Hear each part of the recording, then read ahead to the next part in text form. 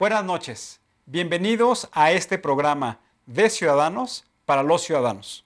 Hoy, en el segundo programa del año, vamos a platicar de cuáles son las expectativas que tiene la economía de nuestro país y cuál es el rol que debemos jugar nosotros los ciudadanos para poder incrementar la productividad de nuestra economía, pero también qué podemos hacer nosotros para poder mejorar la economía familiar de la cual hoy estamos viviendo. En ese sentido, hoy tenemos como invitada a Valeria Moy, que es la directora de México Cómo Vamos, que es una organización de la sociedad civil que de manera periódica viene publicando semáforos económicos de cuáles son los principales componentes de la economía de México, pero sobre todo de cuál ha sido la evolución de esos componentes a lo largo de los meses y que nos permite de una manera muy didáctica poder conocer los elementos que integran la economía de nuestro país. Hoy vamos a platicar de cuáles son las expectativas y las perspectivas en materia del gasto público, en materia de la deuda pública, de cómo tenemos que consolidar un ahorro interno dentro de la economía de nuestro país, qué perspectivas vemos con el incremento de las tasas de interés en la economía norteamericana, cómo está vinculada la economía norteamericana, su crecimiento con el crecimiento de la economía de México. Vamos a platicar también de los niveles de inflación de nuestro país y su relación con el tipo de cambio. Y esos son los temas que hoy consideramos son relevantes para que las decisiones que podamos tomar nosotros los ciudadanos en el seno de nuestra economía familiar, pues también estén dibujados con las características que tiene hoy los principales elementos estructurales de la economía de México. Y es por ello que le fuimos a preguntar a ciudadanos como tú y como yo, si consideran que la economía de México va a mejorar en este 2016 y si consideran que su economía familiar también va a tener una mejora significativa. También les preguntamos qué estarías tú dispuesto como ciudadano a hacer para mejorar la economía y también para mejorar tu economía familiar. Vamos a verlos. De acuerdo a los pronósticos, no. A nivel mundial están hablando de una recesión. No, pues porque va para peor cada vez más. Podría ser que sí. Pues ahora sí que si todos hablamos de qué es lo que nos hace falta, puede ser que sí. Pues podría ser, pero pues por el gobierno, pues quién sabe, lo dudo. Difícilmente. No, es una racha, una tendencia hacia empeorar. Pues mientras haya empleo, yo creo que sí mejoraría. Yo creo que sí, porque bueno, mis hermanos y yo vamos creciendo y entonces ahora sí que es más trabajo, ¿no? Más personas que trabajan en el hogar.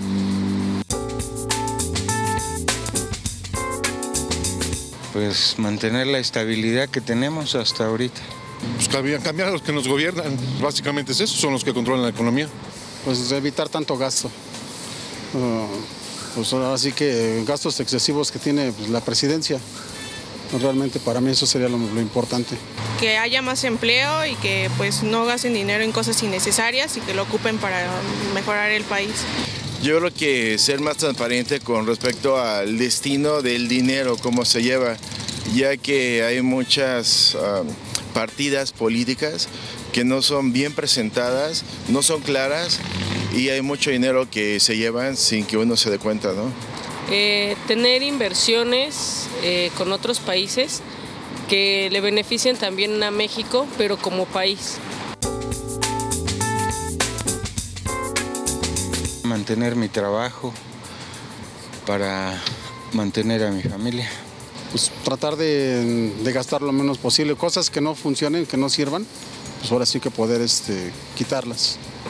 Primero creo que empezar desde lo micro a lo macro y empezar yo siendo honesto conmigo mismo, con mi familia, con mis actos y viendo que los demás también lo sean, o sea, desde el punto de vista político de todas las partidas económicas que se llevan del país. Cuando buscas un empleo, saber lo que estudiaste y saber lo que cuesta tu tiempo, porque hay muchas veces que por la necesidad la gente te paga muy poco.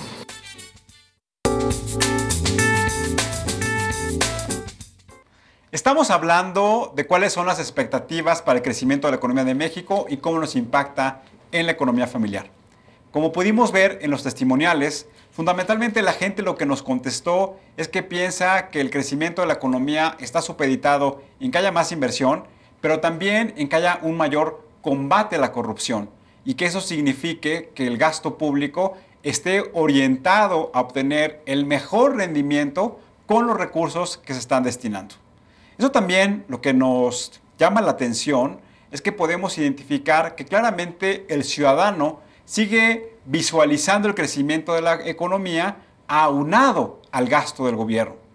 Y eso lo que genera es una ventana de oportunidad para que en el sistema educativo de nuestro país tengamos esta visión de que veamos al ciudadano no solamente como un como un receptor de bienes y servicios del gobierno, sino también como un productor de bienes y servicios, como un pequeño empresario, como un emprendedor social que tenga la capacidad de articularse a la economía y hacer que esta economía sea mucho más productiva. Hoy nos acompaña, como siempre, Alfonso Rodríguez. Alfonso, buenas noches. ¿Cómo estás, Tulio? Muy buenas noches. Y vamos a platicar de cómo visualiza con datos de México Cómo Vamos, que es la organización de la sociedad civil que hoy tenemos invitada, cómo se visualizan los principales indicadores en materia de economía y de gobernabilidad de las 3 entidades en donde va a haber un proceso electoral durante el 2016 para cambio de gobernador. ¿Qué nos puedes platicar, Alfonso? Pues mira, sí, como bien comentas, Tulio, tenemos elecciones en 3 estados este año y me gustaría empezar de los primeros estados hasta el del norte, que es Baja California, y empezaríamos platicando del tema del crecimiento económico.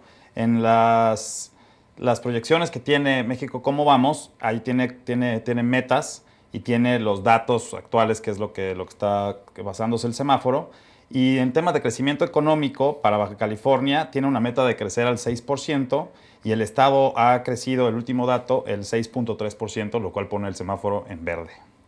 En tema de generación de empleos, tiene una meta de generar 8.850 empleos formales por cada trimestre y ahí sí está en el semáforo en rojo con menos de 15.988 empleos generados. Yo creo que, Alfonso, un poco para tratar de ser más digerible con nuestros amigos, más que hablar del número absoluto, que creo que difícilmente, si me dicen 16.000 contra 18.000, pues difícilmente me daría. ¿Por qué no platicamos de la categoría del semáforo? Lo tenemos en rojo, lo tenemos en verde, lo tenemos en amarillo. Perfecto. En tema de productividad, con respecto a la meta, el semáforo se encuentra en rojo. Y con respecto al Estado de Derecho también se encuentra en rojo y con el tema de desigualdad el semáforo se encuentra en verde.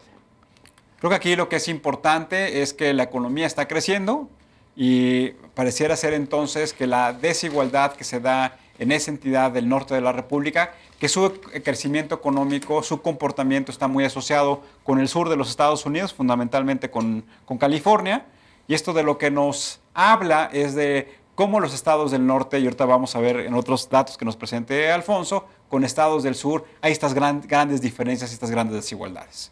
O sea, efectivamente, seguimos con el estado de Chihuahua, que en temas de crecimiento económico la meta era el 6%, crecer también el 6%, el semáforo está en rojo, crecen el 3.2%. En tema de generación de empleos está el semáforo en rojo, o sea, que han carecido, ya no han llegado a la meta, están muy por debajo de la meta. En tema de productividad, el semáforo también se encuentra en rojo. En Estado de Derecho se encuentra en verde. Creo que aquí llama la atención que en el Estado de Chihuahua se encuentra en verde. El tema del Estado de Derecho, han hecho cosas, yo creo que en Ciudad Juárez, en algunos de los municipios y de las ciudades importantes de Chihuahua, han hecho un buen esfuerzo por reducir el tema de la inseguridad. Con el tema de la desigualdad también se encuentra en verde. Llama aquí la atención que Ciudad Juárez, que fue una de las ciudades que más creció en términos generales en nuestro país, hoy todavía apenas empieza nuevamente a recuperar ese dinamismo y que impacta de manera clara en el crecimiento económico de Chihuahua.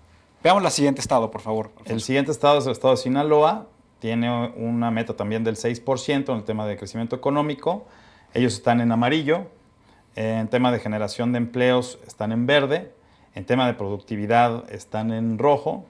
En tema de Estado de Derecho también se encuentra en verde, lo cual es positivo. El tema de desigualdad están en rojo. Llama la atención que Sinaloa, que es uno de los estados en donde mayor actividad agroindustrial se lleva a cabo, hay una gran exportación de algunos productos a la economía de los Estados Unidos, que la tengamos en color rojo. Vayamos al siguiente estado, Alfonso. En color amarillo. Perdón, amarillo. En Durango, el tema de crecimiento económico se encuentra en rojo, en generación de empleo se encuentra en rojo y en productividad se encuentra en rojo. En tema del Estado de Derecho se encuentra en verde y en tema de desigualdad se encuentra en verde. Aquí va a ser un gran trabajo de los candidatos a la gubernatura del Estado de Durango, el que en sus propuestas haya temas para el crecimiento económico, generación de empleos y dentro de esa generación de empleos, que esos empleos sean productivos. Sobre todo para la zona que está muy vinculada con la sierra de Durango, ¿no? Donde se observa una gran pobreza. Es correcto, y es uno de los estados también que ha habido durante los últimos años como un tema también de inseguridad. Vayamos al siguiente estado, Alfonso. El siguiente estado es Zacatecas, ya nos vamos aproximando al centro del país. El tema del crecimiento económico está en rojo, en generación de empleos está en rojo, en productividad también se encuentra el semáforo en rojo, en tema del Estado de Derecho está en verde y el tema de desigualdad está en rojo. Aquí pues, se me hace que es una oportunidad que el semáforo esté, el Estado de Derecho en rojo, porque creo que... En verde. En verde, porque el tema del Estado de Derecho es importante para que se puedan generar empresas y que para que la gente tenga certidumbre de lo que va a pasar en el Estado. Entonces me hace que es una oportunidad importante que tienen en Zacatecas. Comparto contigo, siempre la calidad de la justicia es un elemento para atraer nuevas inversiones, como tú lo mencionas. En tema de crecimiento económico en el Estado de Aguascalientes está en amarillo, en generación de empleos está en rojo, en productividad también se encuentra en amarillo. El tema del Estado de Derecho está en amarillo y en la desigualdad en verde. Debemos destacar que en los últimos años Aguascalientes ha querido incorporarse en este corredor industrial que fundamentalmente está orientado al sector automotriz y al sector aeroespacial, que tiene que ver con todo el Bajío. Y sé que hoy apenas están llevando a cabo las acciones adecuadas para poder ver si evoluciona la economía y pueda estar en un semáforo verde. Y también la ciudad de Aguascalientes es una de las ciudades que como que le ha invertido para el tema de turismo, que es uno de los detonantes económicos importantes, y pues todavía parece que todavía no tiene resultados. Vamos con Tamaulipas. El tema de crecimiento económico está en rojo, el tema de generación de empleos está en rojo también, el tema de Estado de Derecho está en rojo y el tema de desigualdad está en verde. Llama aquí la atención que Tamaulipas, como lo mencionabas, es una de las entidades federativas en donde mayor inseguridad existe hoy y eso pues claramente está reflejado en el crecimiento de la economía. De acuerdo, totalmente.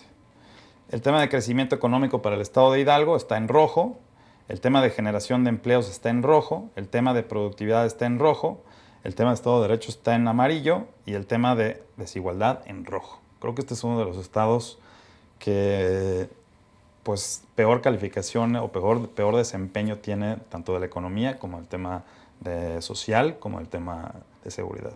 Y claramente lo vemos reflejado que Hidalgo es uno de los 6 estados de la República en donde hay mayor pobreza, sobre todo pobreza extrema, y eso habla pues, de la falta de oportunidades que no se dan con la economía. El siguiente estado es el estado de Tlaxcala, que en tema de crecimiento económico está en verde, en tema de generación de empleos está en rojo, en tema de productividad también se encuentra en rojo, en tema del Estado de Derecho se encuentra en amarillo y en tema de desigualdad está en verde. Cabe destacar que Tlaxcala también por su ubicación geográfica aledaño al estado de Puebla, donde ha habido también un crecimiento económico por parte de la industria automotriz, ha visto que se ha venido jalando la economía tlaxcalteca por la economía poblana, pero llama la atención que en términos de productividad esté en color rojo. Es correcto. En el tema de Puebla, el crecimiento económico está en rojo, el tema de generación de empleos está en rojo, el tema de productividad está en rojo y el tema del Estado de Derecho está en amarillo y el tema de desigualdad en verde. Bueno, también llama la atención, ¿no? Aquí nuestros amigos, estamos viendo en la pantalla la de Tlaxcala, faltó poner la de Puebla. Llama aquí la atención porque mencionábamos que pareciera ser que ha tenido un crecimiento económico importante el estado de Puebla, pero vemos que claramente en la evaluación del Observatorio de México, cómo vamos, la economía está en el semáforo rojo junto con la productividad y la creación de empleos. Es correcto, y llama la atención que si bien los temas de la industria automotriz, que es muy fuerte en Puebla, pues yo creo que tiene un mayor impacto en Tlaxcala, que es un estado más pequeño que en Puebla, que pues, no tiene el impacto que tiene en Tlaxcala. ¿Qué estado vamos a ver a continuación, Poncho? Vamos a ver el estado de Veracruz. Con el tema de crecimiento económico está en ceros, está en rojo. El tema de generación de empleo está en rojo. El tema de Estado de Derecho está en amarillo y el tema de desigualdad en rojo. Pues también aquí Veracruz es una de las entidades federativas junto con el caso de Durango, junto con el caso de Tamaulipas, pues donde vemos que claramente los indicadores no son los más alentadores. Sí, son los estados menos favorecidos. También el estado de Oaxaca está casi en la misma circunstancia. En tema de crecimiento económico está en rojo, el tema de generación de empleo está en rojo, el tema de productividad está en rojo, el tema de derecho, Estado de Derecho está en amarillo y el tema de desigualdad está en rojo. Oaxaca, como saben, uno de los 3 estados junto con Guerrero y junto con Chiapas, que son las entidades en donde se concentra la pobreza extrema de nuestro país. Sí, ojalá que salga el tema de las zonas estratégicas para que estos estados puedan detonar de alguna manera y puedan salir adelante. Zonas económicas especiales, que se refiere al puerto de Salina Cruz. Y finalmente, Alfonso. Finalmente tenemos el estado de Quintana Roo. El estado de Quintana Roo presenta un crecimiento económico en verde, generación de empleos en verde, productividad en verde, Estado de Derecho en amarillo y desigualdad en amarillo. Pues como podemos observar en las gráficas que nos presenta Alfonso, tomadas como fuente de la información del Observatorio México ¿Cómo vamos?, pues identificamos que claramente lo que se refiere al crecimiento económico de manera favorable con el semáforo en color verde son pocas entidades del país. Y eso lo que nos refleja es la inequidad de oportunidades que existen en las diferentes regiones del país. Pareciera ser, y ahorita vimos que en el caso de Chihuahua está en rojo, pero pareciera ser que siempre partimos, y junto con Tamaulipas, partimos de la idea que los estados del norte de la República, que están más vinculados con el crecimiento de la economía de los Estados Unidos, pues tienen un mayor dinamismo y un dinamismo distinto a los estados del sur del país. Y eso lo que nos llama la atención es cómo la inseguridad pública, cómo los procesos políticos locales, pues tienen un impacto directo en el desarrollo económico de cada región. Yo creo que también se debe de reflejar, Tulio, la vocación de cada una de las regiones. Por ejemplo, en el sureste tenemos la vocación del turismo y por lo menos, o sea, en estados, por ejemplo, que no están aquí mencionados, pero el tema de estado de Chiapas, el tema de Quintana Roo, de Guerrero, que son estados de Oaxaca, que son estados como pobres, deberían como de explotar más o de sacar mucho más ventaja del tema del turismo, de ecoturismo, porque yo creo que esa es una de las ramas de la economía que tienen una ventana de oportunidad enorme.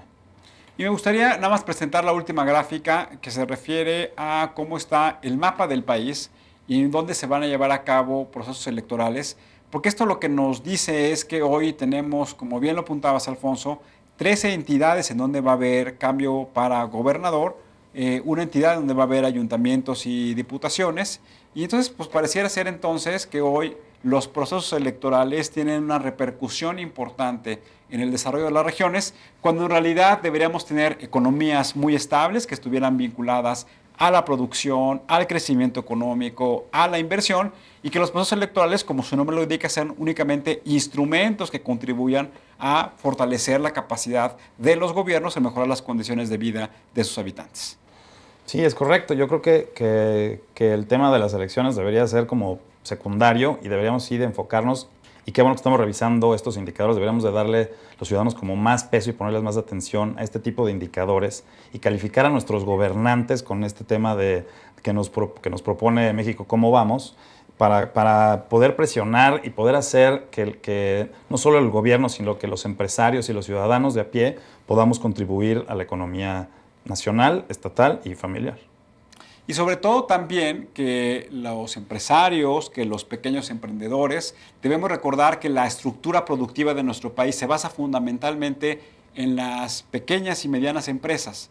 Y es ahí en donde se llevan a cabo las grandes operaciones de comercio, y es ahí donde también está fundamentalmente orientada lo que sería la economía familiar de grandes regiones. Y una de las expectativas que tienen los mexicanos, una de las expectativas que siempre se plantean en los procesos electorales, es cómo generar nuevos incentivos, nuevas acciones gubernamentales, pero sobre todo cómo mejorar la calidad de la regulación para que estas empresas, para que estos pequeños empresarios pues puedan ser mucho más productivos, y eso contribuya a mejorar las regiones. Y de ahí es la importancia del indicador que presentan del tema del Estado de Derecho, porque eso le daría certidumbre, mayor certidumbre de las reglas a los pequeños empresarios, a los grandes empresarios.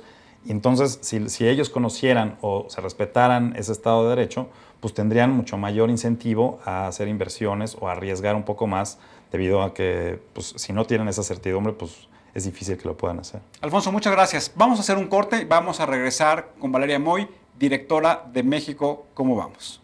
Regresamos.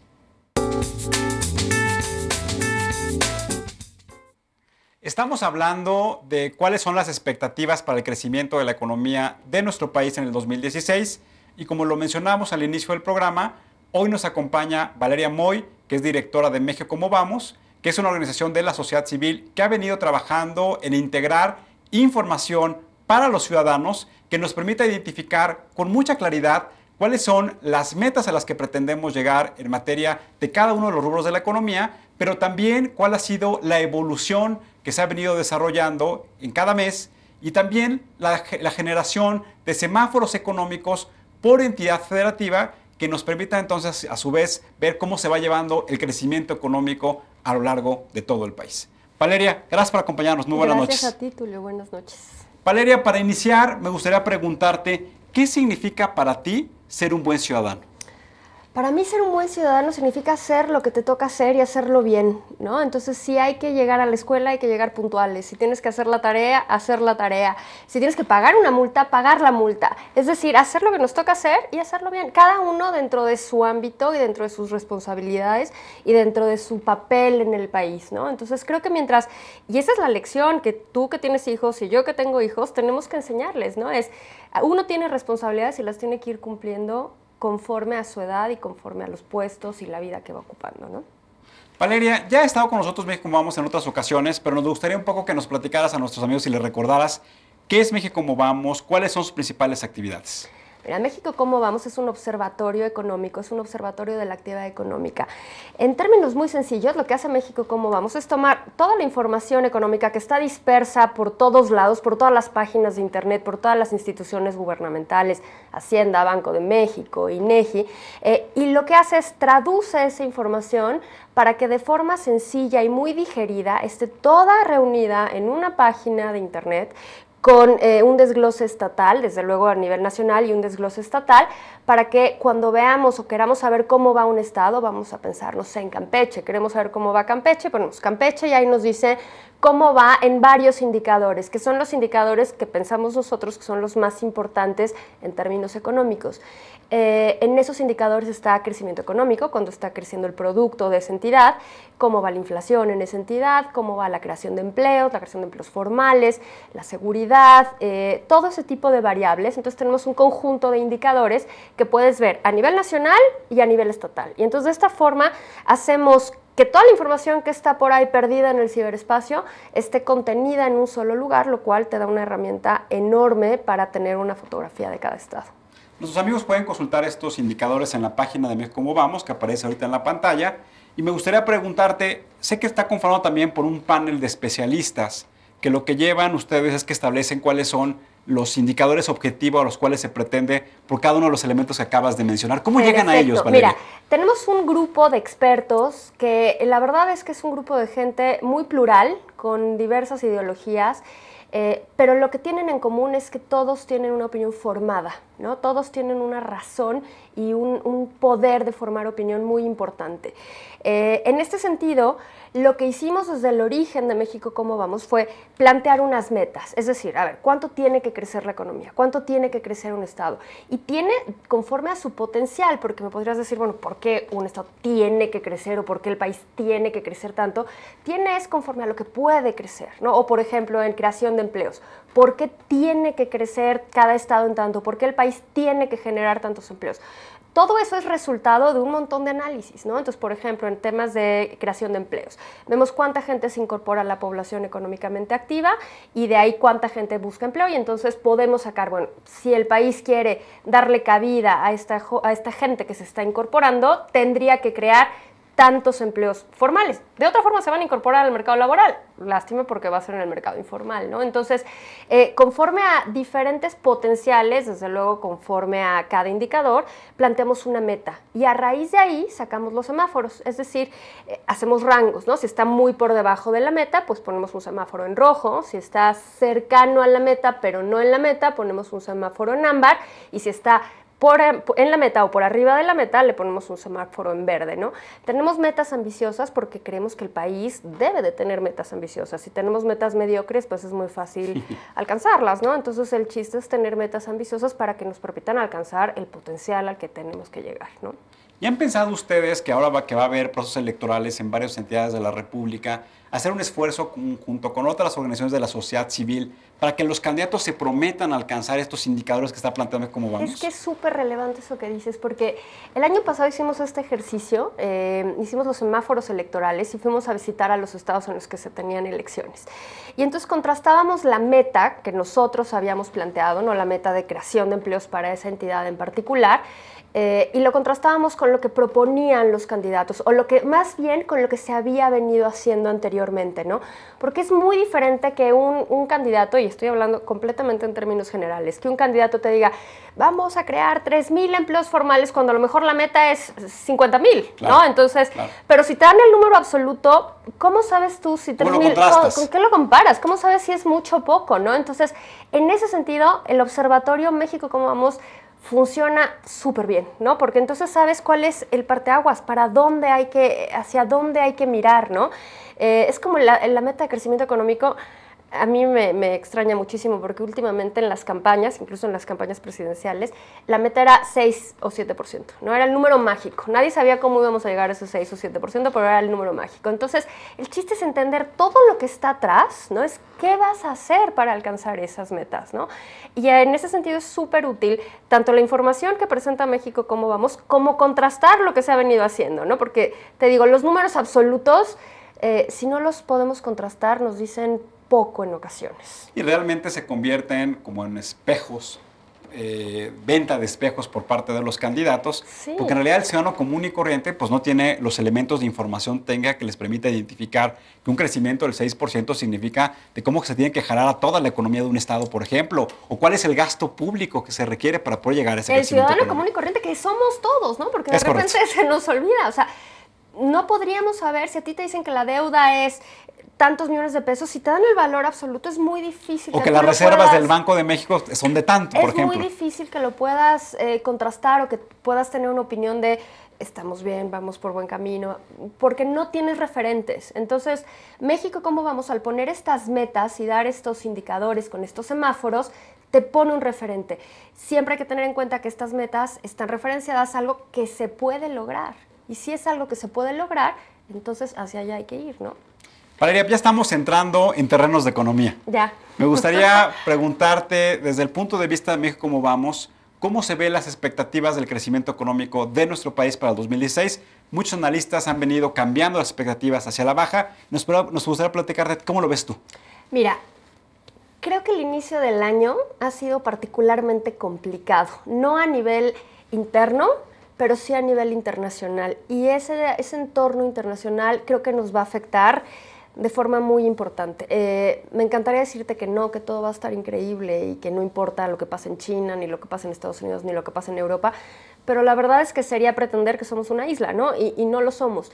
Creo que va a ser un año de enorme volatilidad. Creo que el tema de China, que ahorita tiene a todo el mundo muy preocupado, claro, nos va a pegar vía el impacto que va a tener con Estados Unidos también, ¿no? Entonces, Estados Unidos que muestra que está creciendo, pero no de forma vigorosa, no de forma tan sostenida como quisiéramos.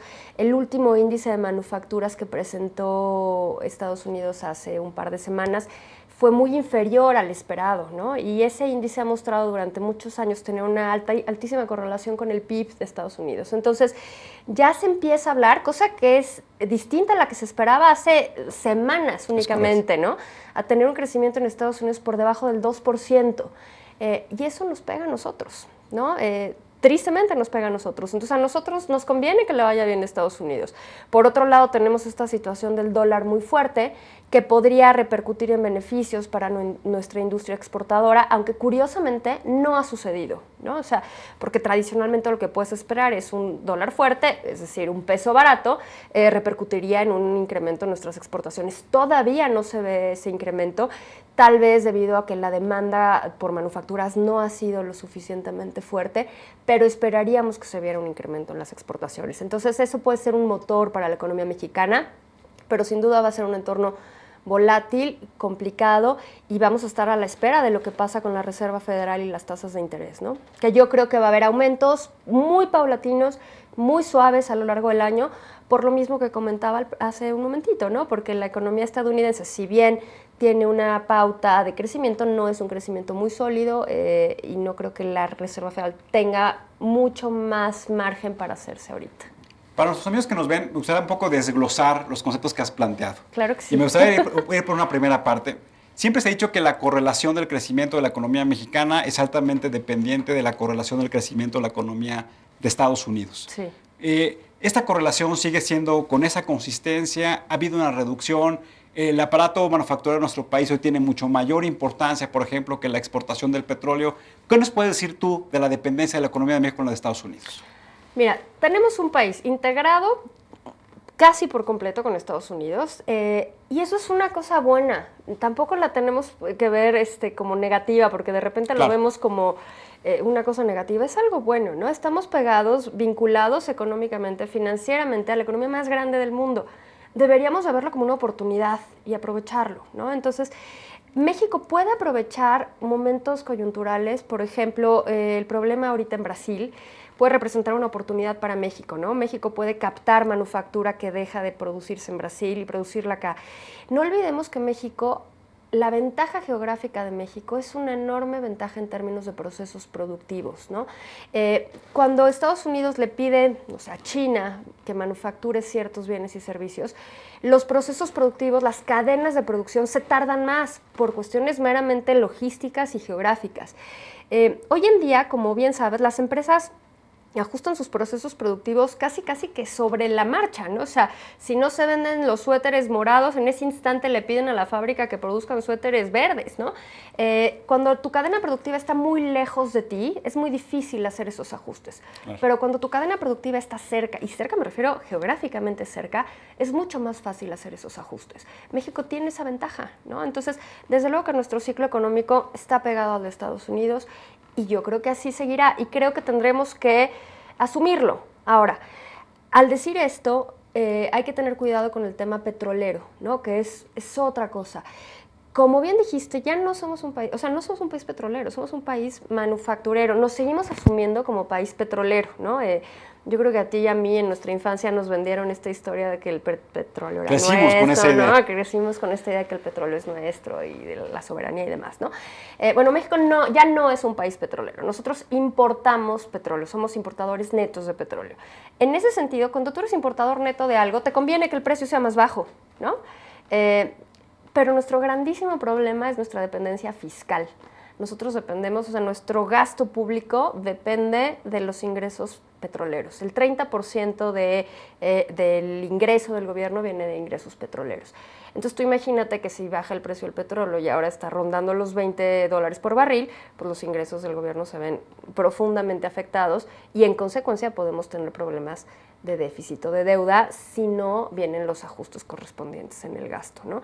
Estados Unidos tiene otra situación petrolera completamente distinta, ¿no? Estados Unidos ahora nos vende el petróleo a nosotros. Entonces hay que tener mucho cuidado con el tema petrolero.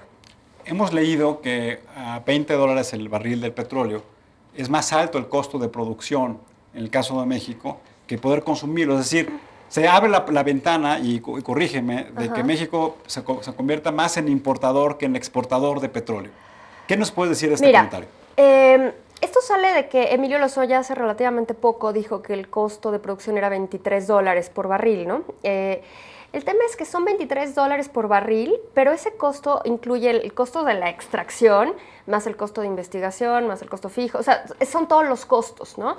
El costo marginal de extracción de un barril de petróleo es aproximadamente $8, ¿no? Entonces, todavía podemos seguir produciendo, porque todos esos costos, los demás, ahí están, ¿no? Independientemente de que saques un barril o no saques ninguno. Entonces, el costo marginal, que es el que tiene que ser relevante para términos de decidir si debes seguir produciendo o no, sigue estando por debajo del precio, ¿no? En el momento que eso cambie, pues entonces ya no tendrá sentido, pero esperemos que no llegue hasta allá, ¿no?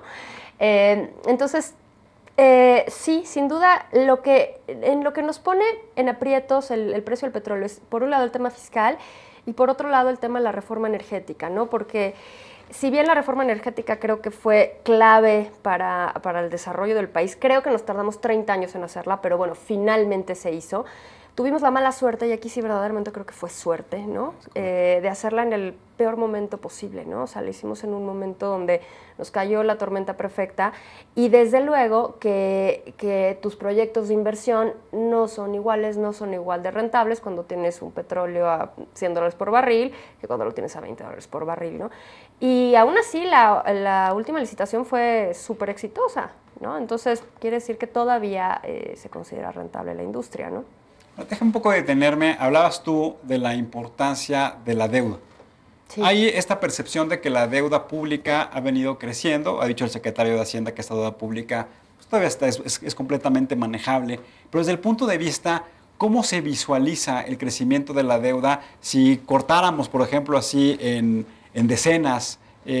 Recordemos que con el presidente Zedillo hay esta renegociación importante de la deuda, donde sientan ya las bases de elementos macroeconómicos muy sólidos y que lo que buscaban es que hubiera mayor inversión de carácter social por parte del gobierno.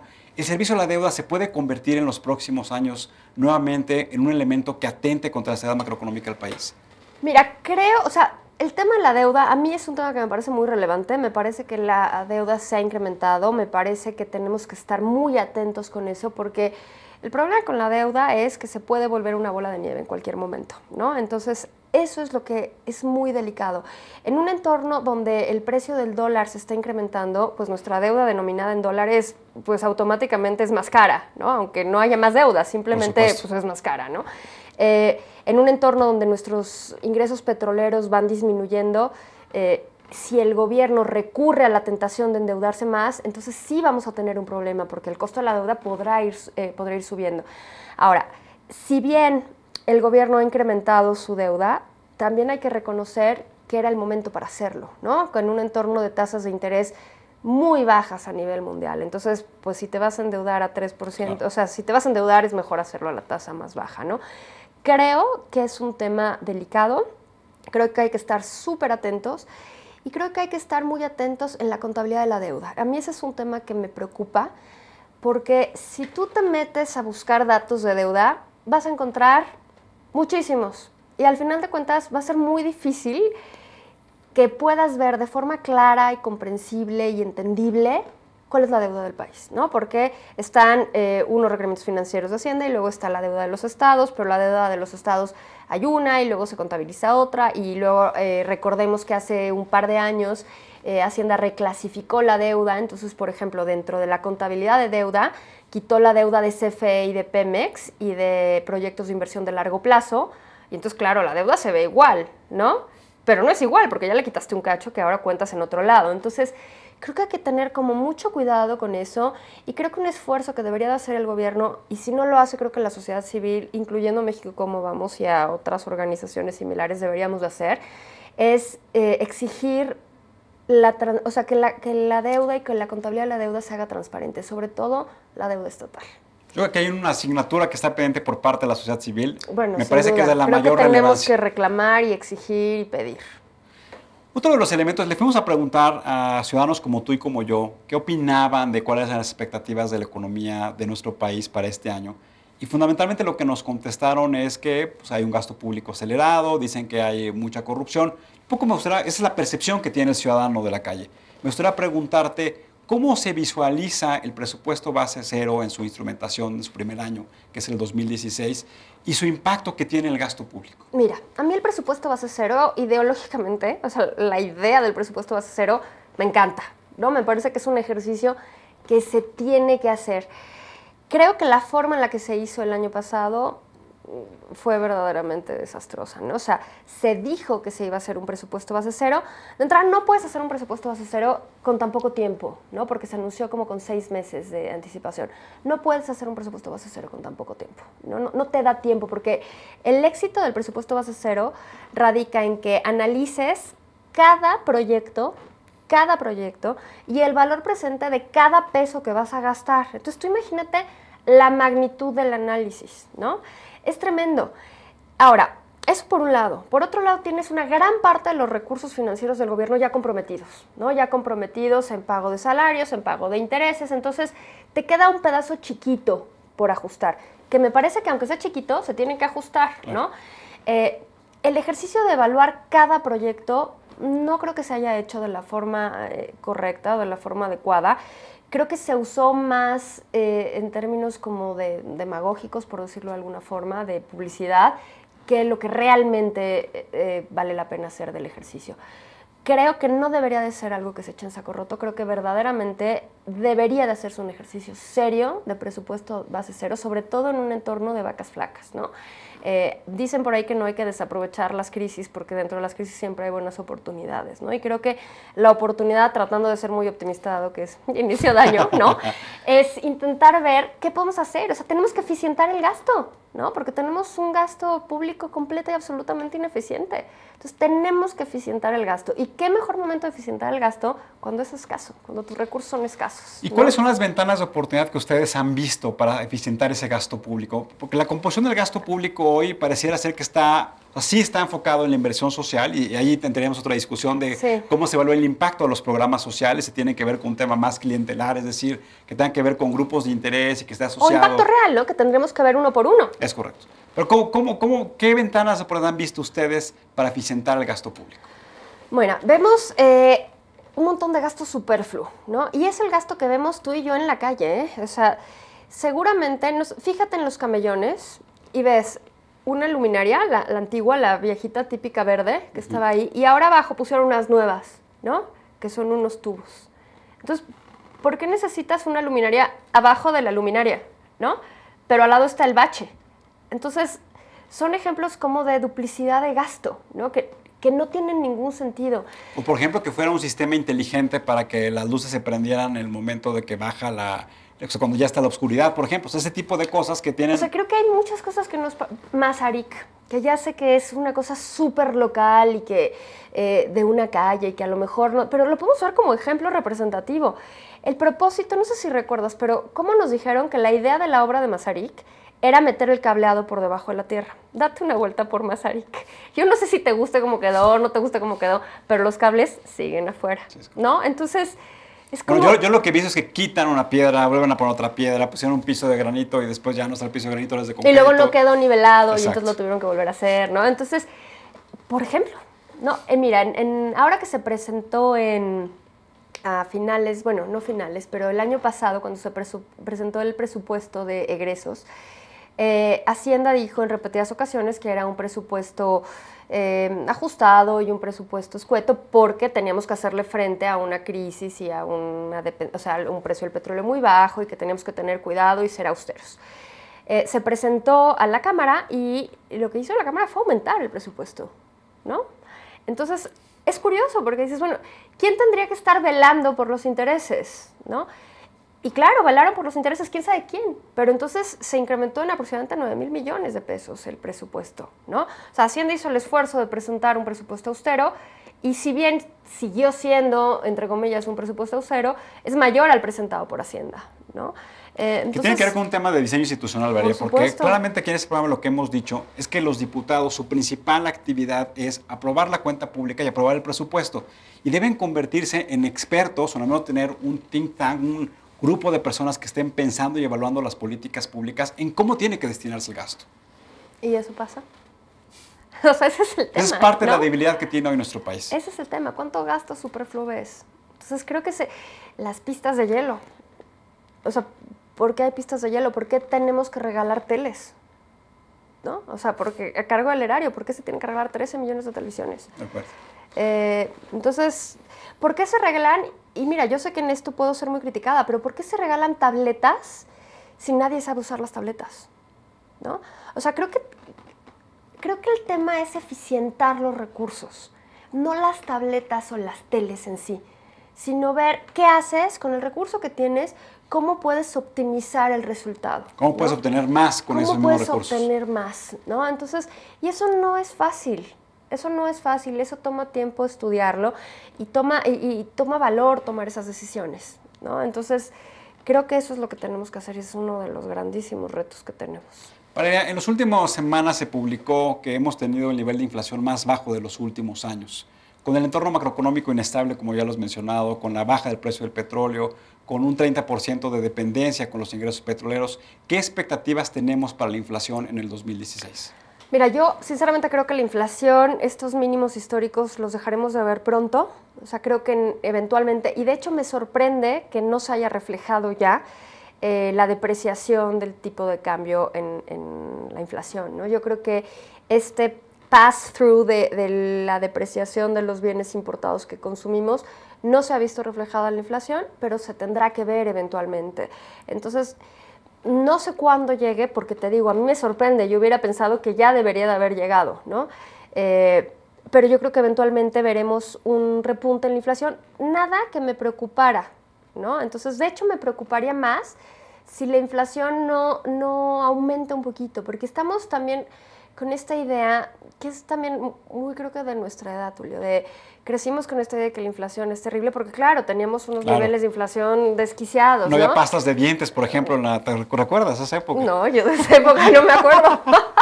Pero sí me acuerdo de la preocupación, ¿no? Yo, por ejemplo, ahora que le doy clases a la juventud de hoy, ellos no recuerdan estas épocas inflacionarias, o sea, ellos no tienen esta cosa de la inflación como la tenemos nosotros, ¿no? Porque no la han vivido, porque llevan 20 años con estabilidad de precios. Entonces, es una diferencia enorme en términos, o sea, en la forma en la que piensas, ¿no? Esta inflación de 2%, o sea, ojalá que no baje de 2%, porque el momento que baje de 2%, entonces vamos todos a dar de gritos de porque es una baja demanda interna, ¿no? Creo que un repunte en la inflación podría significar, en caso de que se diera, una revitalización de la demanda interna. Y creo que el país necesita esa revitalización de la demanda interna. Entonces, o sea, yo sí espero ver un repunte ligero en la inflación, no sé qué tan ligero, en función de la depreciación del tipo de cambio, ¿no? Que te digo, me sorprende que no se haya notado ya. Y posteriormente, o sea, no me parece tan buena noticia que la inflación sea tan baja, ¿no? O sea, creo que hay que tener cuidado con la forma en la que interpretamos los datos, porque una inflación de 3%, como es la meta de Banco de México, habla de una economía sana, que está creciendo, que la demanda interna es suficiente para presionar los precios. Uno de los elementos que siempre se ha hablado de debilidad de la economía nacional tiene que ver con el ahorro interno. Y pareciera ser que todavía los mexicanos, en virtud de que no tenemos una economía tan productiva en todos los sectores y en todos los segmentos, no existe esa capacidad de ahorrar. ¿Qué es lo que tienen que hacer las familias para que en su economía familiar pueda generarse ese ahorro interno? Mira, no sé si no existe la capacidad de ahorrar. Yo difiero un poco con esa percepción. Yo creo que las familias ahorran. Lo que pasa es que no ahorran en el sector bancario tradicional. Vemos en muchos niveles de ingreso que el ahorro viene por otros lados. Viene en tandas, viene en comprar joyería. O sea, vienen productos que no son necesariamente, o sea, que no podemos hablar de penetración del mercado financiero y que desde luego que no están ni regulados. Entonces, tú ves en ciertos sectores de ingreso que el mecanismo de ahorro es la tanda, ¿no? Que por supuesto no hay nada de intereses ni mucho menos y déjate el riesgo que corre, ¿no? Ahí sí nadie protege de nada. Entonces, creo que hay ahorro, pero el gran problema es que no permea al sistema financiero, ¿no? Creo que el sistema financiero también tiene sus compromisos, sus deudas con la población, ¿no? Creo que todos nos molestan las comisiones que nos cobran los bancos y por los productos que nos ofrecen, ¿no? Yo sé de gente que prefiere no abrir una cuenta de banco porque se me pagan poquísimo y sí me cobran un montón, ¿no? Entonces prefiero tenerlo en efectivo. Creo que eso es un reto del sistema financiero, que es del sistema financiero y que no creo que deba estar en función de la regulación, ¿eh? Eso es importante. No estoy a favor de que se pase una ley que regule las comisiones porque en ese momento vamos a sacar jugadores del mercado y creo que es lo que menos queremos. Como ha pasado en los últimos años, ¿no? Y creo que es lo que menos queremos. Pero sí creo que es un reto del sistema financiero mexicano lograr una mayor penetración donde la gente tenga mucho más confianza de ir a una institución financiera que de meter su dinero en una tanda, ¿no? Y creo que ese es un tema importante. Valeria, los ingresos de los estados dependen en gran parte de las participaciones federales, de los recursos que obtiene el gobierno federal y que transfiere a estados y municipios. Ante un entorno inestable en términos macroeconómicos, ante una reducción de los ingresos del gobierno, ¿cómo se visualiza el crecimiento de los estados y de los municipios? Mira, creo que el crecimiento de los estados y municipios, así como del país, no debería estar en función del gasto público, ¿no? Creo que el motor del crecimiento de cualquier economía es básicamente el consumo, ¿no? Si basamos nuestra filosofía de crecimiento en el gasto del gobierno, estamos en el hoyo, porque entonces no vamos a crecer y lo que crezcamos no va a ser de forma productiva o lo suficientemente eficiente. Y no queremos eso, porque eso eventualmente revienta, ¿no? Es finales de los 70s.